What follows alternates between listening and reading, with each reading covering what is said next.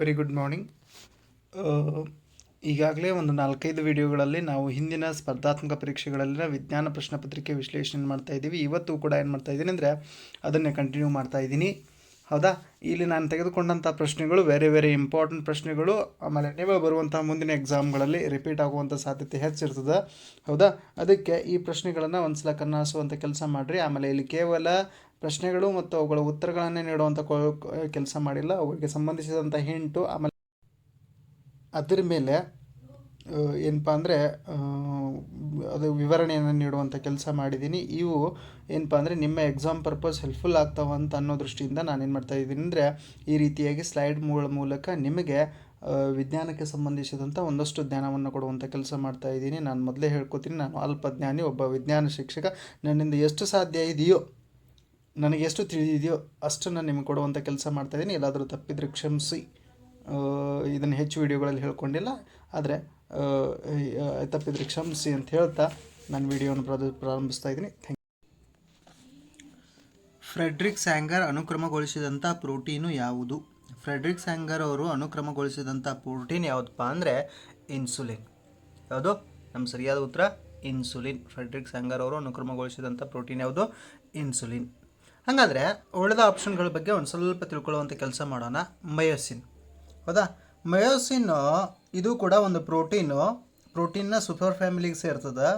ಹೌದಾ, ಆಮೇಲೆ ಇದು ಆ್ಯಕ್ಟಿನನ್ನು ಬಂಧಿಸುವಂಥ ಕೆಲಸ ಮಾಡ್ತದೆ. ಆಮೇಲೆ ATPಯನ್ನು ಹೈಡ್ರಲೈಸ್ ಮಾಡ್ತದೆ, ಶಕ್ತಿಯನ್ನು ಪ್ರಚೋದಿಸ್ತದೆ. ಹೌದಾ, ಆಮೇಲೆ ಇವೇನು ಮಯೋಸಿನ್ನ ಏನು ಪ್ರಮಾಣ ಏನಿದೆ ಇಲ್ಲಿ ಎಲ್ಲಿ ಕಂಡು ಬರ್ತದೆ ಅಂದರೆ ಹೆಚ್ಚಾಗಿ ಸ್ನಾಯು ಕೋಶಗಳಲ್ಲಿ ಕಂಡು ಬರ್ತದೆ. ಹೌದಾ, ಸ್ನಾಯು ಕೋಶಗಳಲ್ಲಿ ಎಲ್ಲಪ್ಪ ಅಂದರೆ ತಲೆ, ಕುತ್ತಿಗೆ, ಬಾಲ, ಹೌದಾ, ಇಂಥ ಡೊಮೇನ್ಗಳಿಂದ ಕೂಡಿದಂಥ ಭಾಗಗಳಲ್ಲಿ ಹೆಚ್ಚಾಗಿ ಕಂಡು ಬರ್ತದೆ. ಹೆಡ್ ಡೊಮೇನು, ಹೌದಾ, ಆ್ಯಕ್ಟಿನನ್ನು ಬಂಧಿಸ್ತದೆ ಮತ್ತು ಅದರೊಂದಿಗೆ ಚಲಿಸ್ತದೆ. ಕುತ್ತಿಗೆ ಭಾಗದಲ್ಲಿ ಒಂದು ಲಿಂಕರ್ ಆಗಿ ಮಯೋಸಿನ್ ಏನು ಮಾಡ್ತದೆ ಅಂದರೆ ಕಾರ್ಯವನ್ನು ನಿರ್ವಹಿಸ್ತದೆ. ಹೌದಾ, ಆಮೇಲೆ ಕಣ್ಣಿಂದ ಮೆದುಳಿಗೆ ಹೋಗುವಂತಹ ಬೆಳಕಿನ ಸರಪಳಿಗಳು ಏನಿದಾವಲ್ಲ ಅವುಗಳನ್ನು ಬಂಧಿಸುವಂಥ ಕೆಲಸ ಕೂಡ ಏನು ಮಾಡ್ತದೆ ಅಂದರೆ ಮಯೋಸಿನ್ ಮಾಡ್ತದೆ. ಇಷ್ಟು ಏನಪ್ಪ ಅಂದರೆ ಮಯೋಸಿನ್ನ ಕಾರ್ಯ. ಇನ್ನು ಮಯೋಗ್ಲೋಬಿನನ್ನು ನಾವು MB ಅಂತ ಸಂಕೇತದಿಂದ ಗುರುತಿಸ್ತೀವಿ. ಕಬ್ಬಿಣ ಮತ್ತು ಆಮ್ಲಜನಕವನ್ನು ಬಂಧಿಸುವಂಥ ಕೆಲಸ ಯಾವ್ದು ಮಾಡ್ತದೆ ಅಂದ್ರೆ ಮಯೋಗ್ಲೋಬಿನ್ ಮಾಡ್ತದೆ. ಹೌದಾ, ಹೆಚ್ಚಾಗಿ ಕಶೇರುಕಗಳ ಅಸ್ಥಿಪಂಜರದ ಸ್ನಾಯು ಕೋಶಗಳಲ್ಲಿ ಸಾಮಾನ್ಯವಾಗಿ ಕಂಡು ಬರ್ತದೆ. ಅಂದರೆ ಎಲ್ಲ ಸ್ತನಿಗಳಲ್ಲಿ ಹೆಚ್ಚು ಕಡಿಮೆ ಏನಾಗ್ತದೆ ಅಂದರೆ ಕಂಡು ಬರ್ತದೆ. ಇನ್ನು ಮಯೋಗ್ಲೋಬಿನ್ ಹಿಮೋಗ್ಲೋಬಿನ್ಗೆ ದೂರದ ಸಂಬಂಧಿ. ಮಯೋಗ್ಲೋಬಿನ್ ಅದು ಕೂಡ ಒಂದು ಕಬ್ಬಿಣ ಮತ್ತು ಪ್ರೋಟೀನಿಂದ ಆದಂಥ ವಸ್ತು. ಯಾವುದು? ಹಿಮೋಗ್ಲೋಬಿನ್ನು. ಮಯೋಗ್ಲೋಬಿನ್ ಕೂಡ ಅದರ ದೂರದ ಸಂಬಂಧಿ. ಹೌದಾ, ಇನ್ನು ಹಿಮೋಗ್ಲೋಬಿಲಿನ್ನು ಅಥವಾ ಹಿಮೋಗ್ಲೋಬಿನ್ ಅಂತ ಕರಿತೀವಿ. ಹಿಮೋಗ್ಲೋಬಿನ್ ಏನು ಮಾಡ್ತದೆ ಅಂದರೆ ಕಬ್ಬಿಣ, ಗ್ಲೋಬಿನ್ನು ಪ್ರೋಟೀನು. ಹೌದಾ, ಹಿಮೋಗ್ಲೋಬಿನ್ನು ರಕ್ತದಲ್ಲಿ ಆಮ್ಲಜನಕವನ್ನು ದೇಹದ ಪ್ರತಿಯೊಂದು ಜೀವಕೋಶಕ್ಕೆ ಒಯ್ದು ಮುಟ್ಟಿಸೋದು. ಆಮೇಲೆ ದೇಹದ ಪ್ರತಿಯೊಂದು ಜೀವಕೋಶದಿಂದ ಆಮ್ಲಜನಕ ರಹಿತ ರಕ್ತವನ್ನು ಶ್ವಾಸಕೋಶಕ್ಕೆ ತರುವಂಥ ಕೆಲಸ ಹೃದಯದಿಂದ ಶ್ವಾಸಕೋಶಕ್ಕೆ ತರುವಂಥ ಕೆಲಸ ಯಾವ್ದು ಮಾಡ್ತದೆ ಅಂದರೆ ಹಿಮೋಗ್ಲೋಬಿನ್ ಮಾಡ್ತದೆ. ಹೌದಾ, ಸಾಗಾಣಿಕಾ ವ್ಯೂಹದ ಅತ್ಯಂತ ಮುಖ್ಯ ಘಟಕ ಯಾವುದಪ್ಪ ಅಂದರೆ ಹಿಮೋಗ್ಲೋಬಿನ್. ಇಷ್ಟು ಏನಪ್ಪ ಅಂದರೆ ಈ ಕ್ವಶನ್ಗೆ ಸಂಬಂಧಪಟ್ಟಂಥ ಅಂಶಗಳು. ಇನ್ನು ನೆಕ್ಸ್ಟ್ ಕ್ವಶನನ್ನು ನೋಡೋಣ. ರಾತ್ರಿಯ ಉಪವಾಸದ ಸಮಯದಲ್ಲಿ ಡ್ಯಾಶ್ ರಕ್ತದಲ್ಲಿನ ಗ್ಲುಕೋಸ್ನ ಪ್ರಮುಖ ಮೂಲವಾಗಿದೆ. ಯಾವುದಪ್ಪ ಅಂದರೆ ಗ್ಲೈಕೋನಿಯೋಜೆನ್ಸಿಸ್. ಯಾವುದಪ್ಪ? ಗ್ಲೈಕೋನಿಯೋಜೆನ್ಸಿಸ್. ಹೌದಾ, ಉಳಿದು ಯಾವುವು ಏನಪ್ಪ ಅಂದರೆ ರಾತ್ರಿಯ ಉಪವಾಸದ ಸಮಯದಲ್ಲಿ ರಕ್ತದಲ್ಲಿನ ಗ್ಲುಕೋಸ್ನ ಪ್ರಮುಖ ಮೂಲವಾಗಿಲ್ಲ. ಹೌದಾ, ರಾತ್ರಿಯ ಉಪವಾಸದ ಸಮಯದಲ್ಲಿ ನೋಡ್ರಿ, ನಾನು ಈಗಾಗಲೇ ನಿಮಗೆ ಮೆದರ್ಜಿಕಾಂಗದ ಬಗ್ಗೆ ಹೇಳಬೇಕಾದ್ರೆ, ಹೌದಾ, ಮೆದರ್ಜಿಕಾಂಗ ಏನು ಮಾಡ್ತದೆ ಅಂದರೆ ಎರಡು ಹಾರ್ಮೋನ್ಗಳನ್ನು ಬಿಡುಗಡೆ ಮಾಡ್ತದೆ ಅಂತ ಹೇಳಿದೆ. ಅದರಲ್ಲಿ ಇನ್ಸುಲಿನ್ನು ಮತ್ತೊಂದು ಗ್ಲುಕೋಗಾನ್ನ ಕೆಲಸ ಏನಪ್ಪ ಅಂದರೆ ಯಾವಾಗ ನಾವು ಉಪವಾಸ ಇರ್ತೀವಿ ಅಥವಾ ನಮ್ಗೆ ಆರಾಮಿರೋದಿಲ್ಲ ಅಂತಹ ದಿನಗಳಲ್ಲಿ ನಮ್ಮ ದೇಹದಲ್ಲಿರುವಂಥ ಕೊಬ್ಬು, ಎಡಿಪೋಸ್ ಅಂಗಾಂಶದಲ್ಲಿ ಸಂಗ್ರಹವಾದಂಥ ಕೊಬ್ಬನ್ನು ಜೀರ್ಣಿಸಿ ಶಕ್ತಿಯನ್ನು ಬಿಡುಗಡೆ ಮಾಡುವಂಥ ಕೆಲಸ ಮಾಡ್ತದೆ. ಅದು ಗ್ಲೈಕೋನಿಯೋಜೆನ್ಸಿಸ್ನ ಮೂಲಕ. ಅದು ಯಾವುದು? ಗ್ಲೈಕೋನಿಯೋಜೆನ್ಸಿಸ್ನ ಮೂಲಕ. ಹೌದಾ, ಇದು ನೆನಪಿರಿ. ನೆಕ್ಸ್ಟ್ ಕ್ವಶನ್ ನೋಡೋಣ. ಡ್ಯಾಶ್ ಉತ್ಪಾದನೆಯನ್ನು ಕಡಿಮೆ ಮಾಡುವುದರ ಮೂಲಕ ಎಲ್ಲ ಪ್ರತಿ ಇನ್ಫ್ಲಮೇಟರಿ ಏಜೆಂಟ್ಗಳು ನೋವು ಮತ್ತು ಜ್ವರವನ್ನು ಏನು ಮಾಡ್ತಾವೆ ಅಂದರೆ ನಿವಾರಿಸುತ್ತವೆ. ಇದಕ್ಕೆ ಸರಿಯಾದ ಉತ್ತರ ಯಾವುದಪ್ಪ ಅಂದರೆ ಪ್ರೋಸ್ಟಾಗ್ಲ್ಯಾಂಡಿನ್ಸ್. ಗ್ಲ್ಯಾಂಡಿನ್ಸ್. ಹಾಗಾದರೆ ಪ್ರೋಸ್ಟಾಗ್ಲ್ಯಾಂಡಿನ್ಗಳು ಏನಪ್ಪ ಅಂದರೆ ಸೈಕ್ಲೋ ಆಕ್ಸಿಜೆನೆಸ್ ಅನ್ನುವಂತಹ ಅಥವಾ COX ಎಂಬ ಕಿಣ್ವವನ್ನು ಎಲ್ಲಪ್ಪ ಅಂದರೆ NSAIDಗಳು, ಹೌದಾ, NSAIDಗಳನ್ನು ನಿರ್ಬಂಧಿಸುವಂಥ ಕೆಲಸ ಯಾವುದು ಮಾಡ್ತದೆ ಅಂದರೆ ಪ್ರೋಗ್ಲ್ಯಾಂಡಿನ್ಸ್ ಮಾಡ್ತದೆ. ಪ್ರೋಗ್ಲ್ಯಾಂಡಿನ್ಗಳ ಉತ್ಪಾದನೆಯನ್ನು ಕಡಿಮೆ ಮಾಡುವ ಮೂಲಕ ಜ್ವರದ ಅಸ್ವಸ್ಥತೆಯನ್ನು ನಿವಾರಿಸಲಿಕ್ಕೆ, ಉರಿಯೂತ ಮತ್ತು ಅದಕ್ಕೆ ಸಂಬಂಧಿಸಿದಂಥ ನೋವನ್ನು ಕಡಿಮೆ ಮಾಡಲಿಕ್ಕೆ ಏನಪ್ಪ ಅಂದರೆ NSAIDಗಳು ಏನು ಮಾಡ್ತಾವೆ ಅಂದರೆ ಸಹಾಯ ಮಾಡ್ತಾವೆ. NSAIDಗಳು ಏನಪ್ಪ ಅಂದರೆ ಪ್ರೋಗ್ಲ್ಯಾಂಡಿನ್ಸ್ನಿಂದ, ಹೌದಾ, ಕಾರ್ಯವನ್ನು ನಿರ್ವಹಿಸ್ತಾವೆ. ಇನ್ನು ನೆಕ್ಸ್ಟ್ ಕ್ವಶನನ್ನು ನೋಡೋಣ. ನೀರಿನ ಅಣುವಿನ ದ್ವಿಧ್ರುವೀಯತೆಗೆ ಕಾರಣ, ನೀರಿನ ಅಣುವಿನ ದ್ವಿಧ್ರುವೀಯತೆಗೆ ಕಾರಣ ಯಾವುದಪ್ಪ ಅಂದರೆ ಏನು? ನೀರಿನಲ್ಲಿ ಆಮ್ಲಜನಕ ಮತ್ತು ಹೈಡ್ರೋಜನ್ ಪರಮಾಣುಗಳ ಎಲೆಕ್ಟ್ರೋನೆಗೆಟಿವಿಟಿಯಲ್ಲಿನ ವ್ಯತ್ಯಾಸ. ಯಾಕಪ್ಪ ಅಂದರೆ ನೀರಿನ ಅಣುವಿನ ದ್ವಿಧ್ರುವೀಯತೆಯನ್ನು ತೆಗೆದುಕೊಂಡಾಗ ಏನಪ್ಪ ಅಂದರೆ ಬಾಗಿದ ಆಕಾರವನ್ನು ಹೊಂದಿದೆ. ಯಾವುದು? H2 ಅಂತ ಏನು ಬರಿತೀವಲ್ಲ, ಈ H2ದ ರಚನೆಯನ್ನು ನೋಡೋದ್ರಿಂದ ಅದು ಬಾಗಿದ ಆಕಾರವನ್ನು ಹೊಂದಿದೆ. ಹೆಚ್ಚು ಆಮ್ಲಜನಕ ಏನಂದರೆ ಎಲೆಕ್ಟ್ರೋನೆಗೆಟಿವಿಟಿಯನ್ನು ಹೊಂದಿದೆ. ಎಲೆಕ್ಟ್ರೋನೆಗೆಟಿವಿಟಿಯನ್ನು ಹೊಂದಿರೋದ್ರಿಂದ, ಹೌದಾ, ಋಣಾತ್ಮಕ ಆವೇಶ ಆಕರ್ಷಿಸೋದ್ರಿಂದ ಆಮ್ಲಜನಕದ ಸುತ್ತಲಿನ ಪ್ರದೇಶ 2 ಹೈಡ್ರೋಜನ್ಗಳನ್ನ ಹೊಂದಿರ್ತದಲ್ಲ, ಆ ಪ್ರದೇಶದ ಎಲೆಕ್ಟ್ರೋನೆಗೆಟಿವಿಗೆ ಹೋಲಿಸಿದೆ. ಹೈಡ್ರೋಜನ್ನ ಎಲೆಕ್ಟ್ರೋನೆಗೆಟಿವಿಗೆ ಹೋಲಿಸಿದ್ರೆ ಆಕ್ಸಿಜನ್ನ ಎಲೆಕ್ಟ್ರೋನೆಗೆಟಿವಿಟಿ ಹೆಚ್ಚಿದೆ. ಹಾಗಾದರೆ ಅವ್ರ ಎಲೆಕ್ಟ್ರೋನೆಗೆಟಿವಿಟಿಯಲ್ಲಿ ಏನಿದೆ? ವ್ಯತ್ಯಾಸ ಇದೆ. ಆ ಎಲೆಕ್ಟ್ರೋನೆಗೆಟಿವಿಟಿ ವ್ಯತ್ಯಾಸದಿಂದ ಏನಾಯ್ತಪ್ಪ ಅಂದರೆ ನೀರಿನ ಅಣುವಿನ ದ್ವಿಧ್ರುವೀಯತೆ ಕಾರಣ ಆಗ್ತದೆ. ಧ್ರುವೀಯತೆ ಅಂತ ಕೊಟ್ಟಿದ್ದಾರೆ, ದ್ವಿಧ್ರುವೀಯತೆಗೆ ಕಾರಣ ಆಗ್ತದೆ. ಇನ್ನು ನೆಕ್ಸ್ಟ್ ಕ್ವಶನನ್ನು ನೋಡೋಣ. DNA ಕರಗುವ ತಾಪಮಾನ ಡ್ಯಾಶ್ದಲ್ಲಿ ಆಗ್ತದೆ. DNA ಕರಗುವ ತಾಪಮಾನದಲ್ಲಿ ಏನಾಗ್ತದೆ? ಹೌದಾ, ಏನಪ್ಪ ಅಂದರೆ ಡಬಲ್ ಹೆಲಿಕ್ಸ್ ಮಾಡೆಲ್ ಇದ್ದಿದ್ದು ಸಿಂಗಲ್ ಹೆಲಿಕ್ಸ್ ಮಾಡೆಲ್ ಆಗಿ ಪರಿವರ್ತನೆ ಹೊಂದದ. ಹಾಗಾದರೆ ಸರಿಯಾದ ಉತ್ತರ ಯಾವುದು? DNA ಡಬಲ್ ಹೆಲಿಕ್ಸ್ನಿಂದ ಸೂಪರ್ ಕೊಲಾಯ್ಡ್ DNA ಆಗಿ ಬದಲಾಗುತ್ತದೆ. ಏನಾಗ್ತದೆ? DNA ಆಗಿ ಬದಲಾಗುತ್ತದೆ. ಹೌದಾ, ಇದನ್ನೇ ಏನು ಹೆಚ್ಚು ವಿವರಿಸುವಂಥ ಅವಶ್ಯಕತೆ ಇಲ್ಲ. ಯಾವುದನ್ನು? DNA ಕರಗುಣ ತಾಪಮಾನದಲ್ಲಿ ಏನಾಗುತ್ತದೆ? ಡಬಲ್ ಹೆಲಿಕ್ಸ್ ಮಾಡೆಲ್ ಇದ್ದಿದ್ದು ಏನಾಗ್ತದೆ? ಸೂಪರ್ ಕೊಲಾಯ್ಡ್ DNA ಆಗಿ ಪರಿವರ್ತನೆ ಹೊಂದದ. ಹೌದಾ, ಇನ್ನು ನೆಕ್ಸ್ಟ್ ಕ್ವಶನನ್ನು ನೋಡೋಣ. ಅರಿಶಿನ ಪುಡಿಯನ್ನು ಕಲಬೆರಕೆ ಮಾಡಲು ಯಾವ ಘಟಕವನ್ನು ಬಳಸಲಾಗುತ್ತದೆ? ಅರಿಶಿನ ಪುಡಿಯನ್ನು ಕಲಬೆರಕೆ ಮಾಡಲು ಯಾವುದನ್ನು ಬಳಸಲಾಗ್ತದಪ್ಪ ಅಂದರೆ ಸೀಸದ ಕ್ರೋಮೇಟನ್ನು ಬಳಸಲಾಗ್ತದೆ. ಯಾವುದನ್ನು? ಸೀಸದ ಕ್ರೋಮೇಟನ್ನು ಬಳಸಲಾಗ್ತದೆ. ಅರಿಶಿನದ ಪುಡಿಯನ್ನು ಕಲಬೆರಕೆ ಮಾಡಲು ಸೀಸದ ಕ್ರೋಮೇಟನ್ನು ಏನು ಮಾಡಲಾಗ್ತದೆ? ಬಳಸಲಾಗ್ತದೆ. ಹಾಗಾದ್ರೆ ಉಳಿದ ಆಪ್ಷನ್ಗಳ ಬಗ್ಗೆನೂ ಒಂದು ಸ್ವಲ್ಪ ನೋಡ್ಕೊಂಡು ಬಿಡೋಣ. ನಮ್ಮ ಹಲ್ಲು ಮತ್ತು ಎಲುಬುಗಳಲ್ಲಿ ಯಾವುದರ ಪ್ರಮಾಣ ಹೆಚ್ಚೈತಪ್ಪ ಅಂದರೆ ಕ್ಯಾಲ್ಶಿಯಂ ಫಾಸ್ಫೇಟ್ನ ಪ್ರಮಾಣ ಹೆಚ್ಚೈತಿ. ಆಮೇಲೆ ಪೊಟ್ಯಾಷಿಯಂ ಡೈಕ್ರೋಮೇಟು, ಆಮ್ಲೀಯ ಪೊಟ್ಯಾಷಿಯಂ ಡೈಕ್ರೋಮೇಟನ್ನು ಉತ್ಕರ್ಷಣಕಾರಿಯಾಗಿ ಬಳಸ್ತಾರೆ.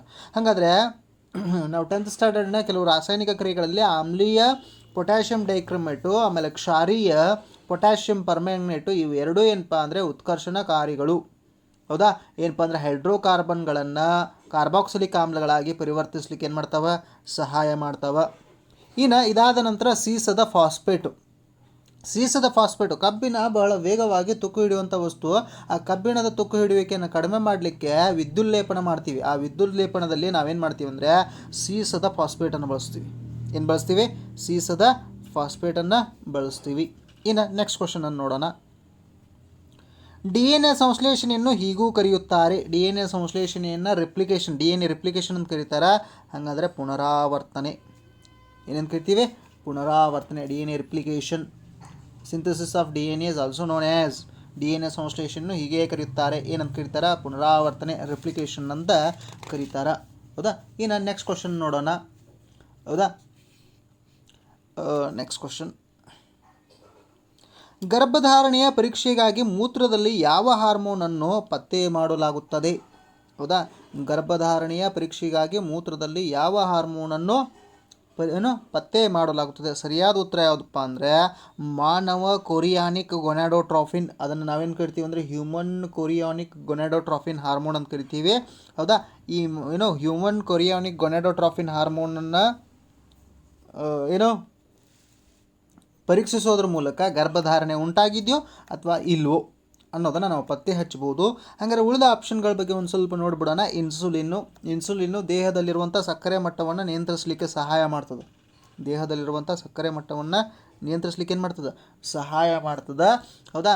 ಕೆಲವು ಸಲ ಇದು ಸರಿಯಾದ ಪ್ರಮಾಣದಲ್ಲಿ ಏನು 40 ವಯಸ್ಸಿಗಿಂತ ಹೆಚ್ಚಾದಂಥ ವ್ಯಕ್ತಿಗಳಲ್ಲಿ ಸರಿಯಾದ ಪ್ರಮಾಣದಲ್ಲಿ ಬಿಡುಗಡೆ ಆಗೋದಿಲ್ಲ. ಇದು ಸರಿಯಾದ ಪ್ರಮಾಣದಲ್ಲಿ ಬಿಡುಗಡೆ ಆಗಲಿಲ್ಲ ಅಂದರೆ ನಾವು ತಿಂದಂಥ ಸಕ್ಕರೆಗಳು ಏನಾಗ್ತಾವೆ ಅಂದರೆ ಜೀರ್ಣ ಆಗಿ ರಕ್ತದೊಂದಿಗೆ ಬೆರೀತಾವೆ. ರಕ್ತದಲ್ಲಿ ಅವುಗಳ ಪ್ರಮಾಣ ಹೆಚ್ಚಾಗಿ ಸಕ್ಕರೆಗಳ ಪ್ರಮಾಣ ಹೆಚ್ಚಾಗಿ ಮೂತ್ರದ ಮೂಲಕ ವಿಸರ್ಜಿಸಲ್ಪಡ್ತಾವೆ. ಹಾಗಾದ್ರೆ ಮೂತ್ರದ ಮೂಲಕ ವಿಸರ್ಜಿಸಲ್ಪಡ್ಲಿಕ್ಕೆ ಸ್ಟಾರ್ಟ್ ಆದರೆ ಅದನ್ನೇ ನಾವು ಮಧುಮೇಹ ಅಥವಾ ಇನ್ಸುಲಿನ್ ಅಂತ ಕರಿತೀವಿ. ಅವುಗಳ ಮಟ್ಟವನ್ನು, ಸಕ್ಕರೆಯ ಮಟ್ಟವನ್ನು ರಕ್ತದಲ್ಲಿ ನಿಯಂತ್ರಿಸಲಿಕ್ಕೆ ಇನ್ಸುಲಿನ್ ಇಂಜೆಕ್ಷನ್ಗಳನ್ನು ತೊಗೊಳ್ಳಿಕ್ಕೆ ಪ್ರಾರಂಭಿಸ್ತೀವಿ. ಹೌದಾ? ಅದಕ್ಕೆ ಇನ್ಸುಲಿನ್ ಏನಪ್ಪ ಅಂದರೆ ಪ್ರಮುಖವಾದಂತಹ ಹಾರ್ಮೋನು. ಅದು ಸಹ ಸಮತೋಲಿತ ಪ್ರಮಾಣದಲ್ಲಿ ನಮ್ಮ ದೇಹದಲ್ಲಿ ಬಿಡುಗಡೆ ಆಗಬೇಕು. ನಮ್ಮ ದೇಹದಲ್ಲಿ ಎಷ್ಟು ಸಕ್ಕರೆಯನ್ನು ಸೇವಿಸ್ತಾ ಇದ್ದೀವಿ, ಆ ಸಕ್ಕರೆಯನ್ನು ಜನಿಸಲಿಕ್ಕೆ ಎಷ್ಟು ಇನ್ಸುಲಿನ್ ಬೇಕೋ ಅಷ್ಟು ಪ್ರಮಾಣದಲ್ಲಿ ಬಿಡುಗಡೆ ಆದರೆ, ಹೌದಾ, ನಾವು ಮಧುಮೇಹಕ್ಕೆ ಒಳಗಾಗೋದಿಲ್ಲ. ಇಲ್ಲದ್ರೆ ಮೆದುಮೇಹಕ್ಕೆ ಏನಾಗ್ತೀವಿ? ಒಳಗಾಗ್ತೀವಿ. ಇನ್ನು ಎರಡನೇ ಆಪ್ಷನ್ ಏನು ಕೊಟ್ಟಿದ್ದಾರಪ್ಪ ಅಂದರೆ ಟೆಸ್ಟೋಸ್ಟಿರಾನ್ ಕೊಟ್ಟಿದ್ದಾರೆ. ಟೆಸ್ಟೋಸ್ಟಿರಾನ್ ಏನಪ್ಪ ಅಂದರೆ ಪುರುಷ ಸಂಬಂಧಿ ಹಾರ್ಮೋನು. ಸ್ತ್ರೀಯರಲ್ಲಿ ಪ್ರೊಜೆಸ್ಟ್ರಾನು ಮತ್ತು ಈಸ್ಟ್ರೋಜನ್ ಹೆಂಗೆ ಬಿಡುಗಡೆ ಆಗ್ತಾವೆ, ಹಂಗೆ ಪುರುಷರಲ್ಲಿ ಟೆಸ್ಟೋಸ್ಟಿರಾನ್ ಅನ್ನೋ ಹಾರ್ಮೋನ್ ಬಿಡುಗಡೆ ಆಗ್ತದೆ. ಈ ಟೆಸ್ಟೋಸ್ಟಿರಾನ್ ಹಾರ್ಮೋನು ಪುರುಷರಲ್ಲಿ ಗಂಡಸಿನ ಲಕ್ಷಣಗಳು ಅಂತ ಏನು ಕರಿತೀವಲ್ಲ, ಪುರುಷತ್ವದ ಲಕ್ಷಣಗಳು ಬೆಳವಣಿಗೆಗೆ ಕಾರಣ ಆಗ್ತದೆ. ಅದೇನೋ ಪ್ರೌಢಾವಸ್ಥೆಗೆ ಬಂದ ನಂತರ ಮುಖದ ಮೇಲೆ ಗಡ್ಡ ಮೀಸೆ ಬೆಳೆಯೋದು, ದೇಹ ಗಡುಸಾಗೋದು, ಗುಪ್ತಾಂಗಗಳ ಮೇಲೆ ಕೂದಲು ಬೆಳೆಯುವುದು, ಹೌದಾ, ಆಮೇಲೆ ಏನಪ್ಪ ಅಂದರೆ ವಿರ್ಯಾಣುಗಳ ಬಿಡುಗಡೆ, ಇಂತಹ ಕೆಲವು ಗಂಡಸಿನ ಲಕ್ಷಣಗಳು ಅಂತ ಏನು ಕರಿತೀವಲ್ಲ, ಆ ಲಕ್ಷಣಗಳ ಬೆಳವಣಿಗೆ ಯಾವ್ದು ಕಾರಣ ಆಗ್ತದೆ ಅಂದರೆ ಟೆಸ್ಟೋಸ್ಟಿರಾನ್ ಕಾರಣ ಆಗ್ತದೆ. ಇನ್ನು ಮಾನವ ಕೊರಿಯಾನಿಕ್ ಗೊನಾಡೋಟ್ರೋಪಿನ್ ಅನ್ನೋ ಬಗ್ಗೆ ಹೇಳಿದ್ದೀನಿ. ಅದಾದ ನಂತರ ಆಕ್ಸಿಟೋಸಿನ್. ಹೌದಾ? ಆಕ್ಸಿಟೋಸಿನ್ ಒಂದು ಏನಪ್ಪ ಅಂದರೆ ಆಕ್ಸಿಟೋಸಿನ್ ಒಂದು ಪೆಪ್ಟೈಡ್ ಹಾರ್ಮೋನು. ಹೌದಾ? ಆಮೇಲೆ ಪೆಪ್ಟೈಡ್ ಹಾರ್ಮೋನ್ ಅಷ್ಟೇ ಅಲ್ಲ, ಅದನ್ನು ನ್ಯೂರೋಪೆಪ್ಟೈಡ್ ಆಗಿ ನಾವು ಏನು ಮಾಡ್ತೀವಿ ಅಂದರೆ ದಿನನಿತ್ಯ ಜೀವನದಲ್ಲಿ ನೋಡ್ತೀವಿ. ಸಾಮಾನ್ಯವಾಗಿ ಹೈಪೋಥಾಲಮಸ್ನಲ್ಲಿ ಉತ್ಪಾದಿಸಲಾಗ್ತದೆ. ಮೆದುಳಿನಲ್ಲಿ ಹೈಪೋಥಾಲಮಸ್ ಅಂತ ಒಂದು ಭಾಗ ಇದೆ. ಆ ಭಾಗದಲ್ಲಿ ಏನು ಮಾಡಲಾಗ್ತದೆ ಅಂದರೆ ಯಾವುದನ್ನು ಆಕ್ಸಿಟೋಸಿನನ್ನು ಉತ್ಪಾದಿಸಲಾಗ್ತದೆ. ಆಮೇಲೆ ಪಿಟ್ಯುಟರಿ ಗ್ರಂಥಿಯ 2 ಲೋಬ್ಗಳು ಬರ್ತಾವೆ, ಪಾಸ್ಟೀರಿಯರ್ ಲೋಬು ಮತ್ತು ಆಂಟೀರಿಯರ್ ಲೋಬು.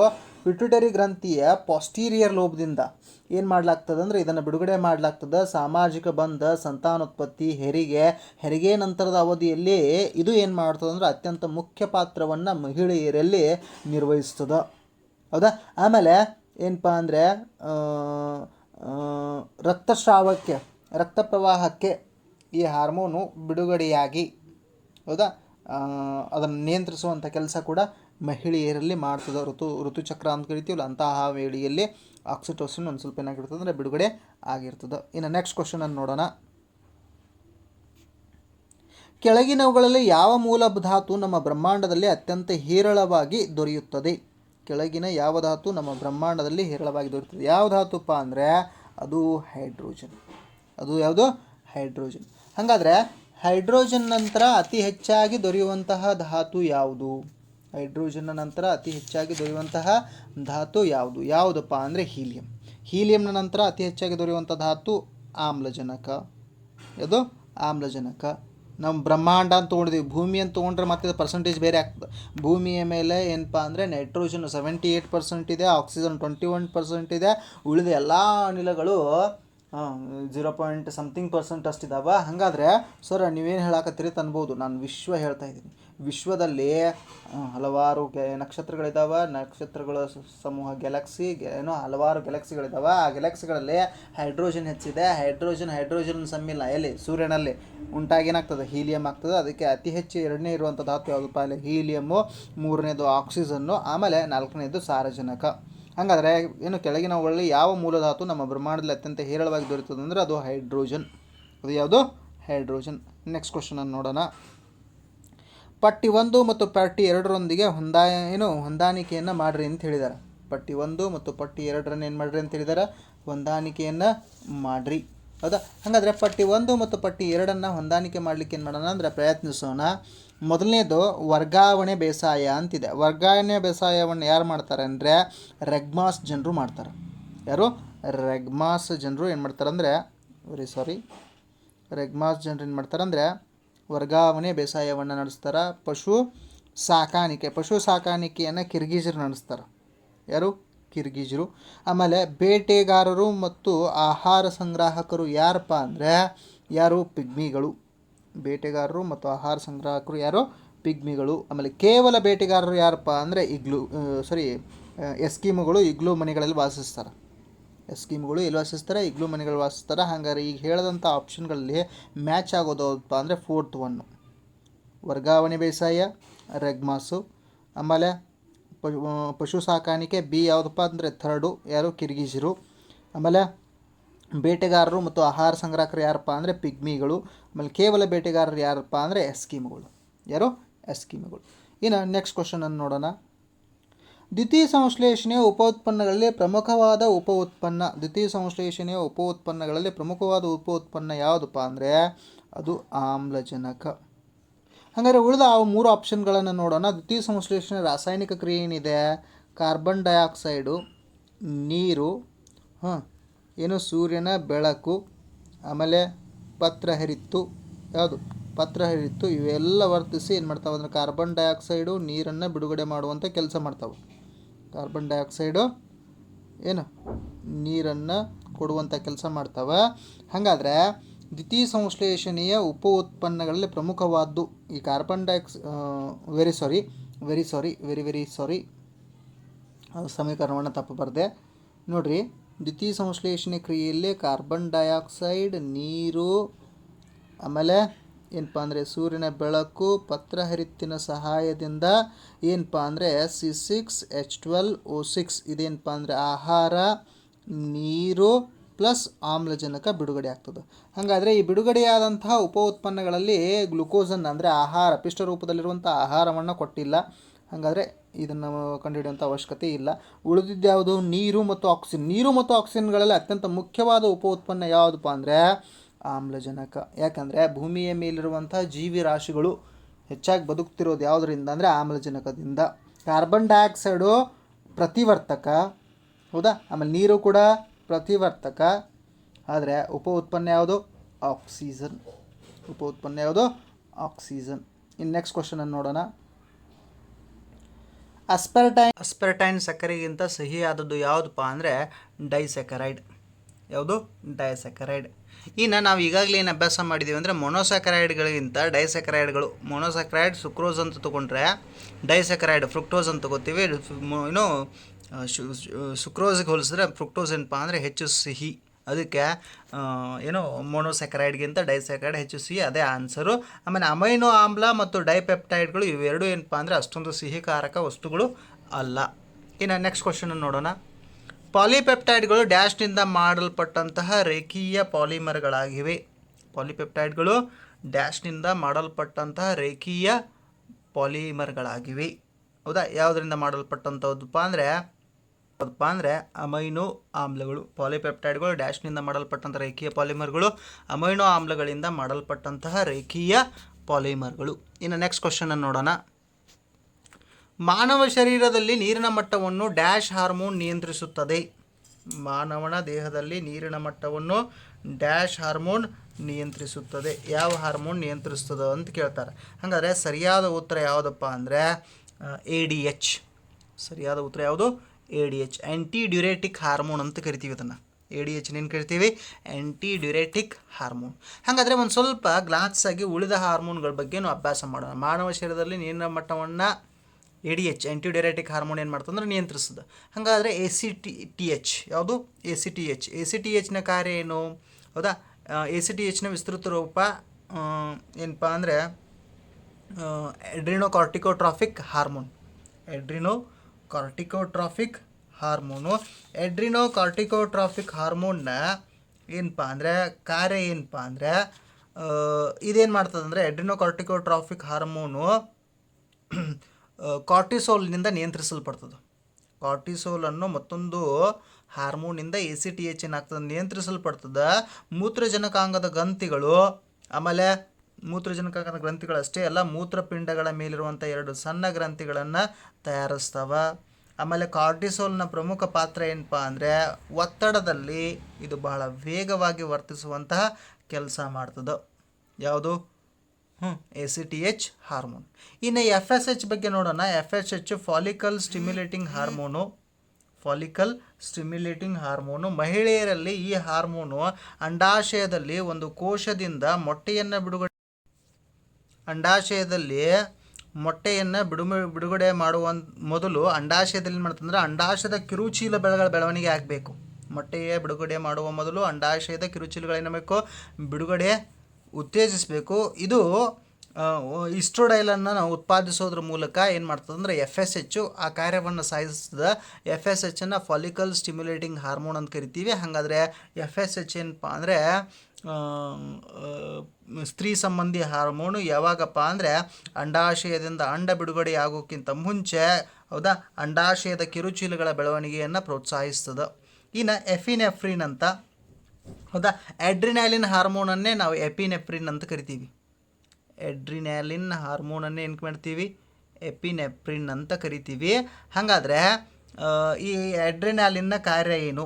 ಹಾಗಾದರೆ ಈ ಅಡ್ರಿನಾಲಿನ್ನ ಕಾರ್ಯ ಏನು? ಅಡ್ರಿನಾಲಿನನ್ನು ನಾವೇನಂತ ಕರಿತೀವಿ ಅಂದರೆ ತುರ್ತು ಪರಿಸ್ಥಿತಿಯ ಹಾರ್ಮೋನು. ಅಡ್ರಿನಲ್ ಗ್ರಂಥಿಯಿಂದ ಅಡ್ರಿನಾಲಿನು, ನಾರ್ ಅಡ್ರಿನಾಲಿನು ಮತ್ತು ಡೋಪಮಿನ್ ಅನ್ನೋ 3 ಹಾರ್ಮೋನ್ಗಳು ಬಿಡುಗಡೆ ಆಗ್ತವೆ. ತುರ್ತು ಪರಿಸ್ಥಿತಿಗೆ ವರ್ತಿಸುವಂಥ ಹಾರ್ಮೋನ್ ಅಂತ ಕರಿತೀವಿ. ಹೌದಾ, ಇದು ಏನಾಗ್ತಂದ್ರೆ ಮೂತ್ರಜನಕಾಂಗದ ಗ್ರಂಥಿಗಳು ಮತ್ತು ಮೆಡುಲ್ಲಾ ಅಬ್ಲಾಂಗೇಟಾ ಕಡಿಮೆ ಸಂಖ್ಯೆಯ ನ್ಯೂರಾನ್ಗಳಿಂದ ನಿಯಂತ್ರಿಸಲ್ಪಡ್ತದೆ. ಆಮೇಲೆ ಇದನ್ನು ಹಾರು, ಹೂರು ಮತ್ತು ಹೊರು ಅಥವಾ ಅತ್ಯಂತ ಸಂದಿಗ್ಧ ಪರಿಸ್ಥಿತಿಗಳನ್ನು ಎದುರಿಸಲಿಕ್ಕೆ ಸಹಾಯ ಮಾಡೋದ್ರಿಂದ ಇದನ್ನು ತುರ್ತು ಪರಿಸ್ಥಿತಿಯ ಹಾರ್ಮೋನ್ ಅಂತ ಕರೀತಾರೆ. ಏನಂತ ಕರೀತಾರೆ? ತುರ್ತು ಪರಿಸ್ಥಿತಿಯ ಹಾರ್ಮೋನ್. ಹಾಗಾದರೆ ನಾವು ಕ್ವಶನ್ ಡಿಸ್ಕಸ್ ಮಾಡ್ತಾ ಇದ್ವಿ. ಮಾನವನ ಶರೀರದಲ್ಲಿ ನೀರಿನ ಮಟ್ಟವನ್ನು ನಿಯಂತ್ರಿಸುವಂಥ ಹಾರ್ಮೋನ್ ಯಾವುದಪ್ಪ ಅಂದರೆ ADH, ಆ್ಯಂಟಿಡ್ಯೂರೆಟಿಕ್ ಹಾರ್ಮೋನ್. ಇನ್ನು ನೆಕ್ಸ್ಟ್ ಕ್ವಶನ್ ನೋಡೋಣ. ಅಕ್ಕಿಗೆ ಹೊಳಪು ಕೊಡುವುದರಿಂದ ಅಥವಾ ಅಕ್ಕಿಯನ್ನು ಪದೇ ಪದೇ ತೊಳೆಯುವುದರಿಂದ ವಿಟಮಿನ್ ಅನ್ನು ಕಳೆದುಕೊಳ್ಳುತ್ತದೆ. ಯಾವ ವಿಟಮಿನ್ ಅನ್ನು ಕಳೆದುಕೊಳ್ಳುತ್ತದೆ ಅನ್ನೋದು ಕ್ವಶನ್. ಹೌದಾ, ಅಕ್ಕಿಗೆ ಹೊಳಪು ಕೊಡುವುದರಿಂದ ಅಥವಾ ಅಕ್ಕಿಯನ್ನು ಪದೇ ಪದೇ ತೊಳೆಯುವುದರಿಂದ ಡ್ಯಾಶ್ ವಿಟಮಿನ್ ಕಳ್ಕೊಳ್ತದೆ ಅಂತ ನಾವು ಡಿಸ್ಕಸ್ ಮಾಡ್ತಾ ಇದ್ವಿ. ಹೌದಾ, ಹಾಗಾದರೆ ಯಾವ ವಿಟಮಿನ್ ಕಳ್ಕೊಳ್ತದೆ? ವಿಟಮಿನ್ B1 ಅನ್ನು ಕಳ್ಕೊಳ್ತದೆ. ಹಾಗಾದರೆ ವಿಟಮಿನ್ B1 ಹೆಸರು ಇಲ್ಲಿ ಯಾವುದಪ್ಪ ಅಂದರೆ ಥಯಾಮಿನ್. ಏನಪ್ಪ ಅಂದರೆ ಸರಿಯಾದ ಉತ್ತರ. ಹಾಗಾದರೆ ರೈಬೋಫ್ಲೇವಿನನ್ನು ವಿಟಮಿನ್ B2 ಅಂತ ಕರೀತಾರೆ. ಆಮೇಲೆ ನಿಯಾಸಿನನ್ನು B3 ಅಂತ ಕರೀತಾರೆ. B3 ಅಂತ ಕರೀತಾರೆ. ಬಯೋಟಿನ್ ಏನು ಕರೀತಾರೆ? B7 ಅಂತ ಕರೀತಾರೆ. ಹಾಗಾದರೆ ಇವೇನಪ್ಪ ಅಂದರೆ ಕೆಲವು ವಿಟಮಿನ್ಗಳ ಹೆಸರು. ಹೌದಾ, ಹಾಗಾದರೆ ಮತ್ತಷ್ಟು ಡಿಸ್ಕಸ್ ಮಾಡೋಣ. ಯಾವುದಪ್ಪ ಅಂದರೆ ವಿಟಮಿನ್ ಎ ಯಾವುದಪ್ಪ ಅಂದರೆ retinol. Vitamin B1 thiamine. Vitamin B2 riboflavin. Vitamin B3 ಯಾವುದಪ್ಪ ಅಂದರೆ ನಿಯಾಸಿನ್. ವಿಟಮಿನ್ B5 ಯಾವುದಪ್ಪ ಅಂದರೆ ಪ್ಯಾಥೊನೋಯಿಕ್ ಆ್ಯಸಿಡ್. ವಿಟಮಿನ್ B6 ಯಾವುದಪ್ಪ ಅಂದರೆ ಪಿರಿಡಾಕ್ಸಿನ್. ವಿಟಮಿನ್ B7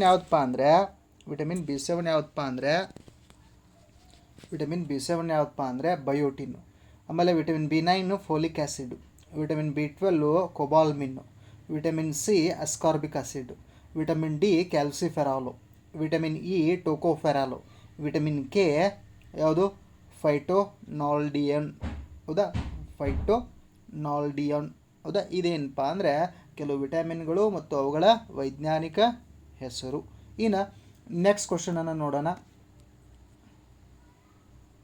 ತೈಲಗಳ ಮತ್ತು ಕೊಬ್ಬಿನ ತೀವ್ರತೆಯರಿಂದ ಡ್ಯಾಶ್ ಉಂಟಾಗುತ್ತದೆ. ತೈಲಗಳು ಮತ್ತು ಏನಪ್ಪ ಅಂದರೆ ಕೊಬ್ಬಿನ ತೀವ್ರತೆಯು ಡ್ಯಾಶ್ರಿಂದ ಉಂಟಾಗುತ್ತದೆ. ಹೌದಾ, ಯಾವುದರಿಂದ ಆಗ್ತದಪ್ಪ ಅಂದರೆ ಟ್ರೈಗ್ಲಿಸರೈಡ್ಗಳ ಜಲವಿಚ್ಛೇದನೆ ಮತ್ತು ಪರ್ಯಾಪ್ತ ಗ್ಲಿಸರೈಡ್ಗಳ ಆಕ್ಸಿಡೀಕರಣ. ಇವು ಎರಡೂ ಏನಪ್ಪ ಅಂದರೆ ಸರಿಯಾದ ಉತ್ತರಗಳು. ಹೌದಾ, ಹಾಗಾದರೆ ನಮ್ಮ ಉತ್ತರ ಯಾವುದಪ್ಪ ಅಂದರೆ ಆಪ್ಷನ್ 1 ಮತ್ತು 2 ಎರಡೂ ಸರಿ. ನಮ್ಮ ಉತ್ತರ ಯಾವುದು? ಆಪ್ಷನ್ 1 ಮತ್ತು 2 ಸರಿ. ಇನ್ನು ಏನಪ್ಪ ಅಂದರೆ ತೈಲಗಳು ಮತ್ತು ಕೊಬ್ಬಿನ ತೀವ್ರತೆಯು ಡ್ಯಾಶ್ರಿಂದ ಉಂಟಾಗುತ್ತದೆ. ಹೌದಾ, oxidation of rancidity of oils and fats caused due to, ಹೌದಾ, ಹೈಡ್ರೋಲಿಸಿಸ್ ಆಫ್ ಟ್ರೈಗ್ಲಿಸರೈಡ್ಸು. ಆಮೇಲೆ ನಾನು ಈಗಾಗಲೇ ಕಾರ್ಬನ್ ಮತ್ತು ಅದರ ಸಂಯುಕ್ತಗಳನ್ನು ಹೇಳಬೇಕಾದ್ರೆ ಅಪರ್ಯಾಪ್ತಗಳು ಹೆಚ್ಚು ಕ್ರಿಯಾಶೀಲವಾಗಿರ್ತವೆ, ಬಹಳ ವೇಗವಾಗಿ ಏನಾಗ್ತಾವೆ ಅಂದರೆ ರ್ಯಾನ್ಸಿಡಿಟಿಗೆ ಒಳಗಾಗ್ತವೆ. ಅದನ್ನು ನಾವು ಕಮ್ಮಟುವಿಕೆಗೆ ಏನಾಗ್ತವೆ ಅಂದರೆ ಒಳಗಾಗ್ತವೆ. ಹೌದಾ, ಅದಕ್ಕೆ ಅವುಗಳನ್ನ ಏನು ಮಾಡ್ತಾರೆ? ಎಣ್ಣೆಗಳ ಹೈಡ್ರೋಜನೀಕರಣ ತಂತ್ರವನ್ನು ಬಳಸಿ ಪರ್ಯಾಪ್ತಗಳಾಗಿ ಪರಿವರ್ತಿಸ್ತಾರೆ. ಆವಾಗ ಅವುಗಳ ಕ್ರಿಯಾಶೀಲತೆ ಕಡಿಮೆ ಆಗ್ತದೆ. ಹಾಗಾದರೆ ಅವು ರ್ಯಾನ್ಸಿಡಿಟಿಗೆ ಒಳಗಾಗುವಂತಹ ಸಾಧ್ಯತೆ ತುಂಬ ಕಡಿಮೆ ಆಗ್ತದೆ. ಅನ್ನೋದನ್ನು ನಾನಲ್ಲಿ ಹೇಳಿದ್ದೀನಿ. ನೆಕ್ಸ್ಟ್ ಕ್ವಶನ್ ನೋಡೋಣ. ಬೆಂಜಿನ್ ರಿಂಗ್ ಹೊಂದಿರುವಂಥ ಆಮ್ಲಕ್ಕೆ ಉದಾಹರಣೆ. ಬೆಂಜಿನ್ ರಿಂಗನ್ನು ಹೊಂದಿರುವಂಥ ಆಮ್ಲಕ್ಕೆ ಉದಾಹರಣೆ ಯಾವುದಪ್ಪ ಅಂದರೆ ಮುಖ್ಯವಾಗಿ 3 ಉದಾಹರಣೆಗಳು ಬರ್ತವೆ. ಫಿನೈಲ್ ಅಲನೈನು, ಆಮೇಲೆ ಯಾವುದಪ್ಪ ಅಂದರೆ